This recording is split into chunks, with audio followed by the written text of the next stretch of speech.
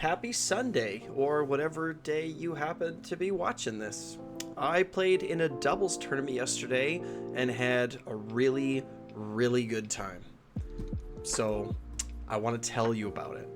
It was like a casual, for fun sort of doubles tournament, not something to be taken too seriously.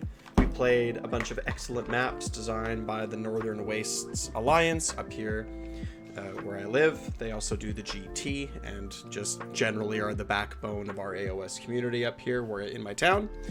And the maps are almost like narrative maps, right? There's like interesting mechanics and lots of like, random things that happen. And so winning is not, it's not like, it's not a competitive atmosphere, but I still wanted to share my experience with you. And I'm going to be joined by my partner here in a bit. But before we get into that, I'd like to thank all of my, all the sponsors, all the patrons. I got some new patrons as well. Dave Morris, Jean-Paul Talbot, Scott Dielman, Kevin Richardson. All these great folks, all these great people. If you'd like to support the channel, you can check out Baron of Dice. Actually, that's not true. Just check out Baron of Dice. They have good dice. Use code MDG to get 5% off your order. I don't get anything. It's just a gift from me to you and from Baron of Dice. I mean, they have great dice, right? But thanks to my sponsors. Thanks to Wybarian for the channel art. And thanks to you, the one person named Todd who's listening. Thanks, Todd. You're the best. So let's check out the lists. Like I said, I'm going to be joined by my partner here shortly. But before we do, let's check out the list. So of course, I played Iron Jaws. The idea behind me and my partner's list is that we wanted to play, by the way, it's called Doubles Impact. NWA is Northern Wastes Alliance. So, but the idea behind our lists is that we wanted to play two things that were complementing each other. We both got 1,250 points, and you can't like buff your teammates' army auras. Like auras don't affect your teammates' army, so there's no like jankiness that you can do, right? Where you're like stacking buffs on each other, or Kragnos is giving, your friendly army run in charge, nothing like that. So we decided that we wanted to play armies that were really complementary to each other, that we weren't going to be stepping on each other's toes or running too much of the same thing. So I ran Iron Jaws. I had, Weird Fist with a Weird Knob Shaman, and I was one drop. I had Eye for the Fight and Trophy Skull, just like everybody else. I had 2 reinforced units of Ardboys and a reinforced units of Brutes. I had 50 3-up save infantry, right? Mighty Destroyers, moving everything around the map, and a Shaman there to cast 2 spells and offer a 6-up ward whenever I felt it was necessary. I took Jaws, the rule with manifestation for the doubles tournament, and I would suggest anyone listening who's planning on going to or hosting or, a doubles tournament, we could each pick 1 manifestation each, not a lore, just 1 each. So I took Jaws and my partner took Shackles, and then you're allowed to cast your friends or your allies manifestation, right? So that's kind of cool. Otherwise, you'll have like 7 manifestations on the table. Absolutely absurd. And then my opponent, or my ally, was playing Sylvaneth. 3 drops, Lore of the Deepwood, Morbid Conjurations, but again, it was just Shackles. He took Belthanos with a Tree Lord, Spirit of Durthu with Spellsinger, Seed of Rebirth, and a unit of Gossamed Archers and unit of Tree Revenants, and Branch Witch. So you can really see here how we're trying not to like duplicate the role of the army. Here with Ardboys, it's like I got, Anvil, a wizard to support them, and then an infantry like hammer, right? Like Brutes. And Brutes are very good, right, at zoning out objectives, fighting into infantry, fighting into whatever you need to. They can punch up into monsters, right? And then my ally, Belthanos with a Tree Lord and Durthu, we're running like big monsters. Belthanos is giving them run and charge, lots of mobility. And then we have 2 units like that are sort of disposable, that are really high mobility as opposed to the Iron Jaws, right? Like the Archers and the Tree Revenants being able to move quickly around the map. And a Branch Witch, because wizards are good and having an extra cast is just good. And with 110 points, I guess it could have been another unit of Tree Revenants. That would have been fine, but the thing with the Branch Witch is that if he's close to Durthu, can give Durthu Strike Last. So that was really, really good, really important for our You know, because Strike Last is just incredibly strong, right? So yeah, let's talk to Tyler, and we'll see how his thoughts on how the games went. I'm not going to go through each individual map because like it doesn't have a lot of generalizability, but we can sort of talk. We'll talk about how this worked together for sure. So here's a question for you, Tyler. What did you like? How did you like decide on this list? Like, what about this list did you really like? Like, what are the synergies? Like, tell me about the list. I mean, the thing I like the most, I mean, my favorite part of Sylvaneth in general is just big monsters. So fitting in as many as I can is ideal. But knowing that I'm playing with Iron Jaws, like I know you can hold things down. So bringing some damage through Durthu and the Tree Lord. The Tree Lord has tons of utility too. Like the -1 to wound is huge, and then Belthanos is kind of required to get the Tree Lords anywhere because they're so slow. Sure. That was the kind of the idea behind it, and the Branch Witch just pairs too well with Durthu. Like being able to strike first, Durthu's almost gonna one-shot anything. So. Well, I remember in that one good game, synergy between the units. like in that third game that we played, we were playing against a Seraphon team, and the Carnosaur just came in right away, right into Durthu, and also got strike first on their turn, right? And then almost killed Durthu, but then Durthu was able to, like, did Durthu? He didn't one-shot the Carnosaur, right? No, he did 10 damage. Because he got bracketed, so he lost an attack. If he didn't lose an attack, it would have been a one-shot. Yeah, that's sick. But because he lost an attack, he did 10 damage, and then the Tree Lord was able to finish off the Carnosaur. I was definitely not expecting the Carnosaur to punch so hard. Like when he was running into Durthu, I was pretty confident until his confidence back kind of intimidated me for sure. Right. He's like, I'm gonna get that tree. It's like, okay, like maybe you are like, actually. I thought it was the ideal scenario for Durthu, and then he was so confident it definitely shifted my opinion. Well, because I think that we didn't realize that he was going to be able to strike first too, right?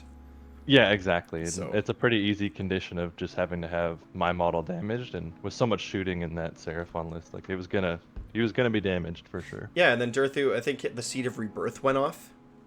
Yes. At one point. Yeah. After the Carnosaur died, he was able Stegodon, to fight with a Stegodon. Yeah. And Seed of Rebirth. Seed of Rebirth on Durthu is, I've never not taken it since I started AOS 4. And it's paid off every single time. It's a 3-up? Yeah, it's a 3-up to get to 1 health, and then the damage sequence ends. So unless they have another way to do damage right away, another unit with strikes first or something like that, or if it's shooting phase, then it's pretty easy to take them down after. Because comboing with the strike first is kind of relevant here too, right? Yeah, exactly. And I think even my first game ever against you, the Seed of Rebirth procced, and I one-shot your like a big egg or something. Yeah. Yeah, that's pretty good. And then later too, that the Stegodon came in later. He like retreated and then came back in, and you just struck first. Yeah, right? The Branch Witch took him down. Off. So yeah, I guess that's the lesson to anyone playing against a Branch Witch is to make sure you just murder the Branch Witch first. She's just got too much utility. Sure, they're hard to get. I mean, in the list that you were playing, it wouldn't have been that hard because Guarded Hero wasn't really an option for us most of the time, right? But like against a regular list. Guarded Hero ever, but yeah. As Sylvaneth with very little infantry, like I don't have any blocks of 10. I don't have Dryads or anything, so I've never considered it. So how about how was Belthanos? Tell me how he went. Not great, but every other time, like as a Sylvaneth player, I definitely recommend him. But yeah, yesterday he did not do too much, and that was bad play on my part. I was too aggressive in 2 of our 3 games. I honestly, like, you kind of called it out after I had charged him in 18 inches rather than just moved him away 6. I honestly didn't consider that as an option until I had done it. In the moment, so this was the same game. One of the players was Seraphon, who threw in the Carnosaur, and the other player was a Cities of Sigmar player who just had lots and lots of shooting. I don't know what that they, you know, he obviously had a reinforced brick, a few Saliers, But what was that other unit? He had 3 of them. They're like a skirmishing unit with like the dogs in them. I don't know what they are. Yeah, I'm not sure what that unit name is, but they pack a decent punch, and the fact that they get so much movement, I was definitely intimidated by so many of them. He had a good list. I wonder. They're probably they are probably infantry, right? Yes, they So would be. I'm gonna guess the Wilder Corpse Hunters is gonna be my guess on what they are. Yeah, 2 times Leatherhide and Trailblazer, 2 times Scout, and 4 times Trailhound. That sounds right. They He look like had a war 3 cry. units of those. Yeah, I had 3 of them. Yeah, and they have like 15-inch shooting. Not great, but like the Arbalest is like 4s and 3s, 2 random D3 damage. I think that's the one that only has the 1 shot. But still, like, so Belthanos was positioned on that side of the map right in front of all the shooting, right? And then even I was like, oh, we should definitely send him in. Because, like, what else is he going to do? And then later I was like, yeah, maybe we could have just, like, snuck him around. Because I think what I Well, he was had to saying... Sorry, go use ahead. the Leers that were in range, so like I kind of had I made a big mistake in deployment where I didn't consider his shooting at all. I kind of I made the mistake of not looking at their list. I really wasn't paying attention to them before they deployed. And as soon as I deployed Belthanos and he threw all of his shooting on the same side of the board, I was kind of already reserved to the fact that Belthanos was dead. Yeah, me too. And like you said, like you pointed out later in the game, like he's like, oh, you could have just walked away. I was like, oh, yeah, that Well, absolutely would have been an option. he could have taken a round of shooting and then run the other direction and just healed. Yeah, I don't even think like we went first, right? So I literally could have just ran him away. Like it was just a complete misplay. Right. I could have just walked him out. Sure, it's also really tricky too because the tables are they have 5,000 points on them. Yeah. There's a lot of stuff going on the tables, right? Yeah, absolutely. It was busy, and then with the terrain on the unique maps, it was like very crowded on all of the maps that we played. Yeah, that second one in particular was the second one. The table is like we're deploying not like it's like your half my half, but but lengthwise, right? And then the rule was that infantry can't or non-heroes can't really go anywhere in the middle. So it created 2 very tight, like what were they, like 8-inch lanes on both sides of the map. Yeah. And I just plugged Ardboys on both objectives. I just ran them onto the objectives early and was like, okay. And that was it. That was the game from there, right? Like it was a very easy game. Very good matchup for us, right? Yeah, absolutely. So what kind of, like, how did you feel our lists work together? Like what things stood out for you just in the strength of our lists working side by side? I think they worked really good in a pair. The Ardboys, just the Mighty Destroyers being able to just inch them up over and over again and get our opponents kind of stuck back. Because the Tree Lord and Durthu were so slow with only 5-inch move, it just bought a lot of time for me to walk up and be able to do what we needed to do to get damage in later. And they could just buy so much time. Like they're MVP every single game. Ardboys MVP every game. I felt that they were really strong. They, like you said, buy time, but also buy space. Oh, absolutely. Right? Like, they take up so much space that I had so much room to move before anything could get around. I don't think my monsters performed too well in our first game at the very least. I mean, we didn't really do much in the first game in general. But that third game, like the fact that you could get them so far up and kind of keep our enemy fully on their side, I could just do whatever I wanted. Yeah, lots of, because that's what Iron Jaw's really like. Ardboys right now, in my opinion, it's the story of what Iron Jaws does right now. You know, Absolutely. like people like brutes, but I think that if you didn't have a really strong frontline Anvil Ardboys unit, that the brutes wouldn't be able to get where they needed to be. Oh, absolutely. They would struggle, right? Yeah, I mean, I thought it was great. We had a great time. I felt. Yeah, it was Super really fun fun. day. Yeah. First doubles event for me. Only my second tournament ever for AOS2, because my first one would have been the one back in February. Right. So it was really fun. Are you gonna play at Northern Wastes in August? I'm sure you are. Oh, yeah, I think I was like the 3rd person to sign up. Yeah, I got my ticket on like top of an hour or 2 after. Yeah. And that venue, like, oh, dude, I felt so Canadian playing in a curling rink. There's Like a it was, hockey game going on there's a across the wall. That was awesome. I felt pretty good. It's a great venue. It's the lighting was good. The ceilings are really high, so that helps with the noise. The floor is cooled, right? So Yeah, it was good. catered, like phenomenal. Like I think that because we live in sort of a smaller uh, place, I think that people that live in larger cities, like even down in Vancouver, really struggle with venues. It's hard to find a nice big space that Absolutely. right, and it's way more expensive because the demand is a lot higher. So for us, it's like, oh yeah, there's a few good venues that we could go to. Yeah. Yeah, I definitely think it was a good find. There was just so much space. The lighting was really good, so looking around it, like best painted, or even just seeing the models on the table and the terrain, like everything looked really nice. Yeah, it was great. Anyone could run around and you're not bumping into anyone, and you're not bumping other people's tables. You could have room to put your stuff down. It was awesome. How tell me more about your impressions as a non-Iron Jaws player about Mighty Destroyers. Do you remember some moments that it was really powerful and impactful? Oh, tons. Like in our last game, I think our last game was the best showcase of both of our armies. And there was a few moments. I mean, you tied up all of his units at the perfect times when he's not expecting you to tag them into combat. So tagging the hammers so they can't charge and get the +1 damage. There's the opportunity for the objective where he moved his units away from one of the chests and he only had the jaws. And just being able to Mighty Destroy us 3 inches towards that, and now we claim that objective, and it was a tight scoring game, so we needed every point we could get.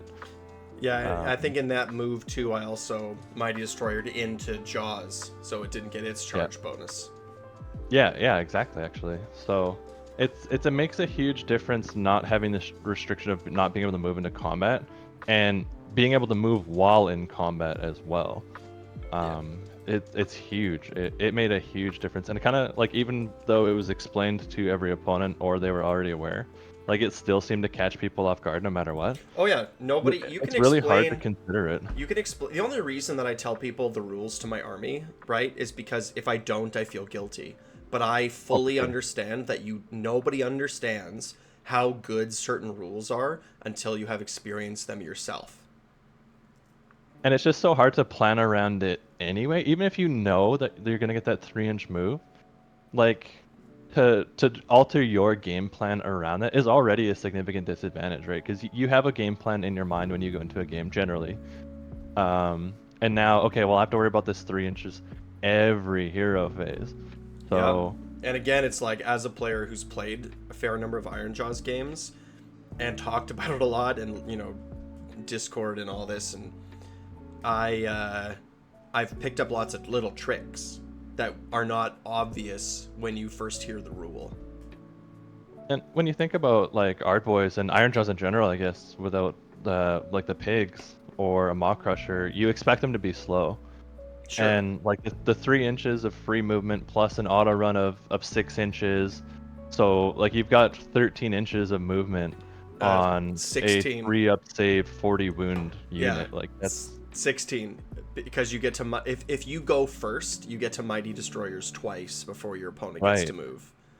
Right. Yeah, you're right. So that's what I did. In that last game, which was easily my favorite game of the day. It was close. I agree. It was super fun.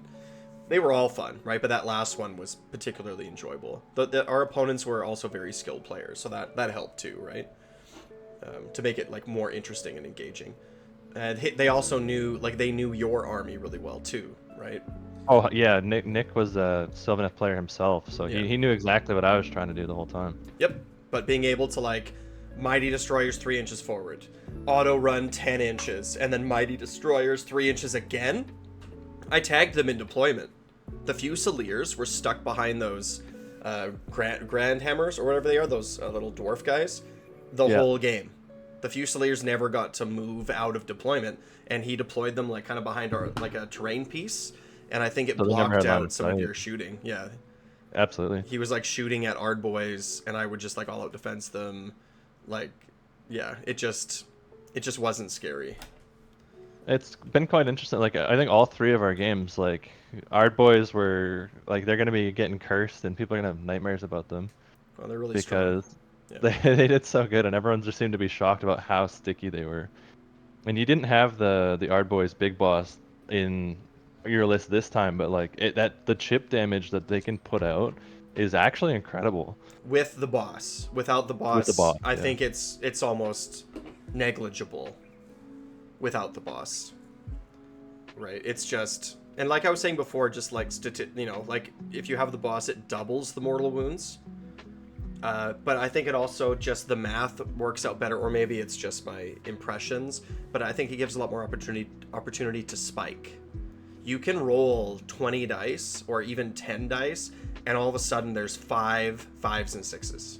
But that's not going to happen with 6s. Your spiking is when you roll like 3 6s. You know, it's just not the same. yeah, 100%. It's like, ooh, I rolled 20 dice and I did 8 mortal wounds. Like, oh my lord, right? Like, that's so much damage. And then I'm gonna do it every combat phase. And I'm gonna grind into you so that more of my boys are getting that Mighty Destroyer or that Shield Bash every turn. So, yeah, like Yeah, absolutely. it's a lot. Sticky is the right word. Once they sort of get you, you're not going anywhere, and they're gonna pull everything else that is there into them. Yeah, you need like significantly higher Ren. Like for me as a Sylvaneth player, I think my only tool that would really deal with a block of 20 Ard Boys would be Durthu with the +1 Rend. I have a spell I can cast when he's near a tree that gives +1 Rend to melee units when they're near it. So that would give him 3 Rend on his sword, 5 damage a swing. Yep. So So now I'm something like saving on. that would take it through it, but Yeah, I'm saving on 5s or 6s there, depending and I on think my. that's really the only thing in my list that chugs through that. And if not, like Sylvaneth is an army that needs to move around, so I just get so stuck. Yeah, and they're hard to lift. Right. I think I don't know. What did you think about the brutes though overall in all those games? I know that like at the very end of the game of our last game, we were fighting over one objective, and the brutes were pretty awesome because they turned off control of a bunch of different 1 health models. So like at the very last turn of the game, after time, we controlled that last objective. I think we probably would have won anyway, but it was just like a really intense moment. But how did you feel the brutes performed over the course of the tournament? I think for the point cost, they didn't. I don't know if they were worth the point cost in our specific games, but I think in game 3 they definitely we needed them. And I just think I think they would be worth it if we were able to utilize them better, but I just don't think we were able to utilize them in our specific 3 games. Do you think they would have been better in 2 squads of 5?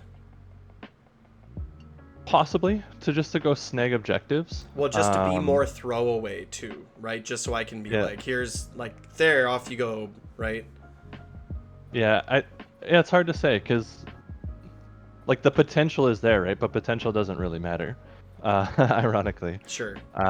If they were able to be utilized, it would have been great. But we just had such strange scenarios where they kind of had to be held back, which is not what you want to do with that unit, right? They want to get in and they want to kind of try to punch above their weight class. And this is something too that I was saying in the ride home with Eric there. But in these tournaments, you generally don't play turns 4 and 5, almost ever. Even in GTs, a lot of these games are talked out at the end of the game. So bringing units with you that are going to be all-stars turn 4, turn 5, or if your plan, like, so for me, my brutes, the plan was that they were going to, because this is how I play them in regular Iron Jaws, but if my opponent, like when they start to chew through some of my Ard Boys, my brutes are there to like go in and be a hammer against whatever's remaining later in the game, like turn 3 on. But in a tournament play where you're not going to see all 5 rounds, what's the point? It's sort of like Belthanos. Like, I feel like Belthanos is like Kragnos in this regard, and I know we were talking about this earlier too, but the whole point is that he does nothing for the first 2 or 3 turns. All that he's doing is giving the rest of the army run and charge, and then when things start to get thinned out, he himself can move in and start to clean up what's left. right? Right, and Kragnos is the same way. It's like when everything's sort of cleaned out and the board is open, Kragnos is going to jump in and like punch Ushuran. He's going to punch the Stormcast Dragon Karazai. He's going to punch Belthanos, right? Right. But we don't play those turns. So then it just feels like he's sitting back and not really accomplishing anything. Right, and Belthanos is like he's a Swiss Army knife. He's a huge toolbox piece for Sylvaneth. He can do so much. But like you said, like I played him too aggressively in 2 of our 3 games, and that was definitely my mistake. And like you said, he definitely is more of a turn 4 or 5 all-star. So it is really tough, and especially in a tournament like this when you're learning all new scenarios, like you just don't have time to play out the whole game. Even if you're playing efficiently, there's just so much to do with 4 different people trying to coordinate and plan their moves. Yeah, it just takes time. Yeah, and the battle plans are crazy too. Some of them. Oh yeah, absolutely. Yeah, I got your so many rules. So many rules. Yeah, I got your army up here on the screen. It looks really cool. Very well done. Thank you. Yeah. Yeah, I don't know. So maybe if I had like the brutes could have just been another squad of art boys. Right. Yeah. Like, but like that would have, yeah, honestly, right? Like that would have been in lots of our games. I think that would have been like almost better because they would have just run up. I wouldn't have been holding them back, right? Like the brutes were always like kind of in reserve, hanging out behind. But if they were another unit of art boys, they would have just been running up the board with everybody else. But I know it's like it would make a weird point value, but how many points are like the pigs, either the big ones or the littler ones? Well, the big ones are, I think they range from I want to say 230 to 260. I think. Okay. Or maybe 220 to 260. And how much is the Ardboy Big Boss? 120. So I think an Ardboy Big Boss and a Big Pig. I think that might be. Instead of brutes. Yeah. Because even if the big pig doesn't do a lot, like even for combat, like at least it's gonna get around, right? So it can run and clog up a unit till your Ard boys get in, or until my trees can get in. Yep. They also have a cool an objective. The smallest one only has a 4-up save, but has like I think it's on the charge strike last rampage. Nice. I probably would have taken the middle one. Just to save on drops, but he has like if in combat in your hero phase, he can do a free retreat and can still charge, which is really strong. I'm gonna get plus damage on the charge. I assume. Well, he gets they build momentum whenever they run or charge. They build up like a stack that adds to their damage. So the damage of like the what attack is it? I think it's the tusks goes up to 5 damage when it's fully buffed, and it's not that hard to do. So yes, in hindsight, I think if we had that instead, it would have been a different game. I think maybe would have even brought the war chanter, like the priest, instead of the Ardboy boss. I knew that the Ardboys would be stretched and pulled in many different directions, and they were right. And so the Ardboy boss wouldn't have been as like he really has to be sitting behind 2 squads to make him super worth it. But that War Chanter just has a +1 damage prayer and a 3d6 charge prayer, so he's pretty useful. And I like prayers. You just like build up the points. They're more reliable, right? Yeah, absolutely. Yeah. Especially when in a doubles list where a lot of people did have like 2 wizards per, or like a wizard per squad, right? A wizard per list. So there was a lot of unbinds. Like even in that last game, right? There's 4 unbinds. Yeah, well, just in playing us, right? We had 4 unbinds. Yeah, exactly. So, but it's just nice when they also he also would have given a 6-up ward too, because he's right if he was standing behind the Ard boys, so it would have been like one squad. That would have made a difference. Yeah, they each get a 6-up ward, and then there's a big pig running around. For sure. Yeah, I think that if I could go back, I think that's probably what I would change. I'd probably make that adjustment. But I was happy with the list, and with like I said, we did super well. We won, right? So obviously what we were doing worked. Yeah, exactly. And I think like it kind of showed. There was a lot of people that had good lists together, and obviously we didn't play against every opponent, but I definitely think our list combination had more synergy than maybe most of all of them. Like I think maybe the Stormcast and Slaves list from Roma and Josh might Yeah. have been maybe equal or a little bit more synergistic, but I definitely think we had a really good combination. Because the weaknesses that I have, where Sylvaneth has a tough time sticking into combat, Yeah. they want to hit and run, right? Or they want to Yes. just avoid it altogether and be a menace. But with you being able to stick stuff down and then I can just come in and punch through, like it makes a huge difference. Huge difference.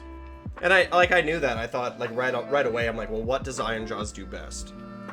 Right. Well, Ard Boys, right? Like playing that grindy Mighty Destroyers game. Cool. What does Sylvaneth do best? Durthu. Monsters and objectives. Yeah, monsters and speed. So perfect. What a great combination. Yeah, it was really good. We'll have to defend our title next year. Yeah, exactly. Yeah, there was a really good list. It was Korn, and the other guy. I can't remember what he was. He was playing a whole bunch of flagellants. Flagellants, yeah, it's the two bloodthirsters plus 90 flagellants on his partner. Yeah, so lots of whatever they're called, Blood tithe points. Yeah, and that's scary too. Like Korn's murder lust is better than Mighty Destroyers, in my opinion. Oh yeah, I mean especially on a bunch of freaking bloodthirsters. Yeah, they already move like crazy. Like you're just there's no escape. Well, you're it happens in the movement phase. No matter what. Yeah, there's scary things that you can do with it like you can retreat and then murder lust into other things. Right? So there's like other kinds of tricks. So I don't know. Maybe something I'll have to talk to David about. But yeah, dude, I had a great time. I think everybody did, right? It was really great. Fun. And then we won in the raffle too. We got $75 to Taps Gaming between us. Yeah, honestly, I have no idea what I'm gonna do with it. I know what I'm gonna do with it. I'm buying 40k orcs. That's what I'm doing. Nice. I don't know what it's gonna be, but something probably like I'm thinking do you know orcs at all in 40k? No, not really. Well, I know I like the dude riding the big squig that looks like a shark. That's the only 40k orc I know. Right. I'll probably just get some walkers. Everything else is like I bought a big lot, right, with 120 boys and some like battle wagons and I'll 3D print like all the trucks and most of the other stuff that I need, but I think I'll get like one of the big walkers that looks cool. Basically just like whatever model I think is coolest. Yeah, right? Fair enough. And because I don't have to look for an STL that way, which is nice. You know, maybe that's what I'll do. I've been kind of looking for inspiration for Northern Waste for the Golden Treeman painting contest. Sure. I haven't been able to pick a model that I want to paint for that yet, so maybe that's what I'll do. I'll just go browse any model in AOS. Dude, get an orc one. Double dip. I'll pay you. I'll pay you to win the contest. Fair right? Because like I was definitely thinking about that. If I got some big centerpiece mech thing, I'm like I definitely would hook up and try to get somebody to paint it so it looked really cool. Because that's not me, right? So the double dipping, get paid to win a contest, right? It would be pretty cool. Sounds like a good idea. Anyway, yeah, for sure. But thanks for the time. I really appreciate it. I'm going to probably make a whole bunch of different videos today. So good luck with that. Thank you so much. Thanks again to Tyler for showing up and hanging out, having a chat. Doubles are super fun. They're awesome. I highly recommend getting together with your friends and even just playing some competitive play doubles games. 1,000 points each, 1,250 points each. It's a ton of fun. Like, subscribe. Wow.